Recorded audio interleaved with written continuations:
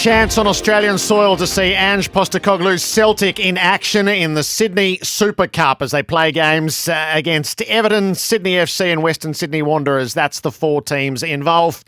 Ange is back on, well, it's home soil. It's not quite home in Sydney. Ange, great to have you back on the program. Welcome back to Australia. Yeah, cheers, Gerard. Like you said, mate, almost home. Not exactly home, but yeah, good to be on this side of the world again. What was it like to walk through customs and get back to Australia after a couple of years enforced away? We're a long way away from everywhere, mate. I've forgotten how long the trip is, and but yeah, no, it was good. Like, obviously with everything that's happened over the last sort of few years in Japan, and then going straight to Scotland. I haven't been home for quite a while, and it was good to get back on home soil and sort of catch up with a few people up here in Sydney, and really looking forward to November. Obviously we've got the games up here, but then hopefully get down to Melbourne and spend a bit of time there as well. Is there one creature comfort? Is there one guilty pleasure or meal that you've been hanging out for? No, not really, mate. Some sleep would be good because the jet lag's killing me at the moment. But no, look, like I said, just good to be back, sort of, and catch up with some people because obviously, you're away for so long, and I know, people sort of been following my journey pretty closely, but I just haven't been able to catch up. So I had a nice dinner with some friends last night, so it was good to catch up. You've converted a few to Celtic, and you've got a whole band of supporters here who I imagine will follow you to the next team as well. Have you seen a few Celtic shirts around? Yeah, no, it's been funny. I mean, my mates are probably the best example of that. They've gone through some different coloured shirts over the last few years and different nations, but no, you can hold on to the Celtic gear for a while, mate. I'm happy with it, and it's gone really well, and it's amazing the global reach of that football club in particular. As you said, here in Oz already was a really strong following, but it seems like everyone's sort of now following the progresses of the club because of my association. So it's brilliant to see. What was the difference setting up the team for the fresh season, Ange? You're second in charge and as the defending title holder. Yeah, look, I mean, I guess, having the success last year was brilliant, but, I was still well aware that we were still building a team and sort of building the whole environment and the playing style. So it was just sort of, reinforcing that, we still had work to do and we did really well in terms of bringing in players who I really felt would make us a stronger squad. Obviously, we knew this year it was a bit of a different start for us. Traditionally, Celtic over recent years have had sort of qualifiers before the league even starts for European competition. But when you were in Champions League group stage, we kind of knew that we were going to have some, a really tough schedule, and it was about trying to get a stronger squad to cope with all that. And been really pleased. We've had a solid start to the season. Obviously, we had our first loss on the weekend, so probably a good time for me to leave Scotland for a week.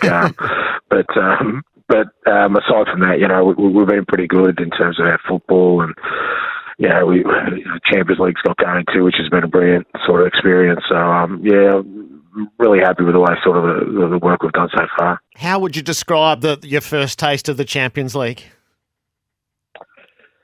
Yeah, really, just surreal, mate. I mean, it's, again, obviously people talk about, the European nights at Celtic Park, particularly Champions League, and I've got my own sort of, I was saying to people, if I wasn't there in the middle of it, I would have been up early in the morning watching it on this side of the world. It's one of those sort of tournaments, and it's the elite of club football in world football. And we had Real Madrid first up, which is the reigning holders, the most successful football club in Champions League history. Carlo Ancelotti in the other dugout, and it was just a brilliant night. Obviously, the competitive side of me was disappointed we couldn't knock them off, but just a great sort of motivator for me. That's the level I want to be at. It's the level I want to make an impact at, particularly with this football club. So it was a brilliant experience. But like I said, if anything, just leaving that night, just wanting more of it. Have you got the attention of EPL clubs at the moment, Ange? You've been the centre of speculation on a couple of occasions, which I think that's both flattering and useful for the long term. Do you feel like that you're well on their radar?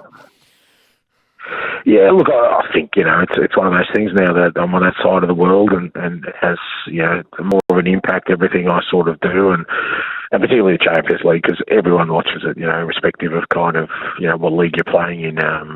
Everyone watches those competitions, and, I think the way the team's playing, particularly the football we're playing, is getting a lot of attention, which is brilliant. I'm not looking too far ahead, mate. Like I said, I'm just really sort of enjoying the space I'm in right now.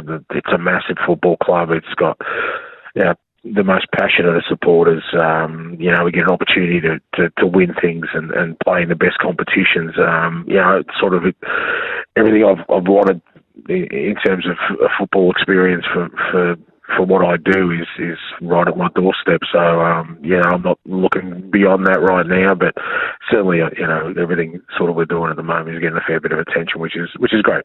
The game's in mid-November. How significant can these be, Ange? I seem to recall there was a night where Liverpool played at the MCG and you were there, and it was such a big environment to take in, and I recall it left a big impression on you. Yeah, no, it was a brilliant night. I mean, 100 at the G, and it was really, almost a European-style atmosphere, football atmosphere anyway. And, I'm really looking forward to November. I think the difference with this one is, traditionally these kind of games happen in the pre-season, so clubs sort of come over in the pre-season and they have a little bit of a sort of friendly feel about them. But the difference with these games, both ourselves and Everton will literally be playing on the weekend, in our leagues, that's Premier League football or the Premiership for us, and flying out the next day. So, players will be in good condition. It's a funny year for our code, because all the clubs around the world, all managers are trying to juggle a World Cup in the middle of a season, which has never happened before. So we're all trying to see how best to use that time. And I think for us it'll be brilliant. Like I said, we'll come straight from the Scottish Premiership, hopefully, going well, and come down under and play a Premier League side and play Sydney FC and know that there'll be good games, good tempo, good intensity, and looking forward to it. Is there any chance, will you sneak over to Qatar at all and see any of the World Cup? No, mate, it's like I said, it's probably the only time I'll have, within the next sort of period to sort of get down to Melbourne and visit friends. So I've got about another week off after those games, so I'm going to come down to Melbourne and sort of, like I said, just catch up with people and watch the games, on the telly, and then we head back, because we'll go back straight after that and sort of go straight into camp in Portugal and get ready for the sort of second half of the year. Because again, with the World Cup being smack bang in the middle, it means the program either side of it is super congested, not just for us, for all sort of football clubs. So, we're going to get ready to go again. Were you relieved to see the Socceroos, after a lot of trials, qualified for the World Cup?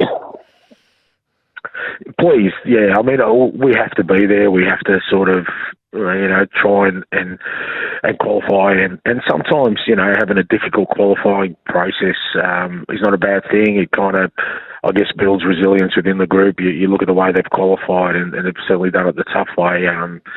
But my thing is, and it's always been that way for me, is that, it's not just about qualifying, it's about getting there and making an impact.